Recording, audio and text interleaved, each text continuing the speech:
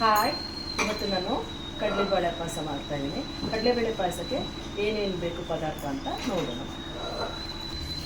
ಕಡಲೆಬೇಳೆ ಪಾಯಸಕ್ಕೆ ನಾನು ಈ ಕಪ್ಪಿಂದ ಒಂದು 80 ml ಕಪ್ಪು ಅಂದರೆ ಒಂದು 100 ಗ್ರಾಮಷ್ಟು ಕಡಲೆಬೇಳೆ ತೊಗೊಂಡಿದ್ದೀನಿ. ಒಂದು 100 ಗ್ರಾಮಷ್ಟು ಬೆಲ್ಲ, ಒಂದು 100 ಗ್ರಾಮಷ್ಟು ಒಣ ಕೊಬ್ಬರಿ, ಒಂದು ಸ್ವಲ್ಪ ದ್ರಾಕ್ಷಿ, ಏಲಕ್ಕಿ ಪುಡಿ, ನಂತರ ಒಂದು ಸ್ವಲ್ಪ ಕ್ಯಾಶ್ಯೂ ನಟ್ಸ್.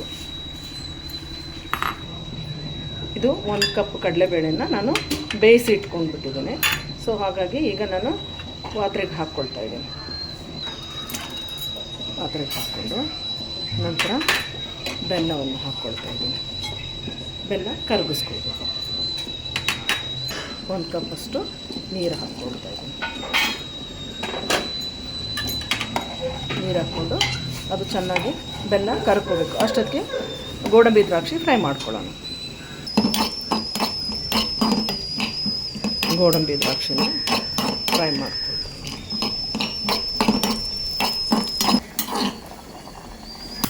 ಈಗ ಬೆಲ್ಲ ಚೆನ್ನಾಗಿ ಕರಗಿದೆ. ನನಗೆ ಹಸಿ ಕೊಬ್ಬರಿ ತುರ್ಕೊಂಡು ಇಟ್ಕೊಂಡಿರೋದನ್ನು ಹಾಕ್ಕೊಳ್ತೇವೆ. ಸ್ವಲ್ಪ ಏಲಕ್ಕಿ ಪುಡಿ ಹಾಕ್ಕೊಳ್ತೀನಿ. ನಂತರ ಒಂದು ಸ್ವಲ್ಪ ಗೋಡಂಬಿ ದ್ರಾಕ್ಷಿ ಹಾಕ್ತೀನಿ.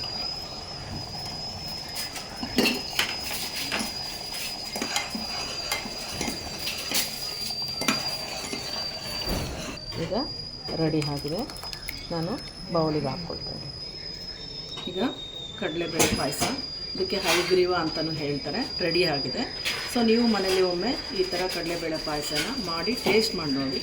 ಲೈಕ್ ಮಾಡಿ, ಶೇರ್ ಮಾಡಿ. Bye bye. Thank you.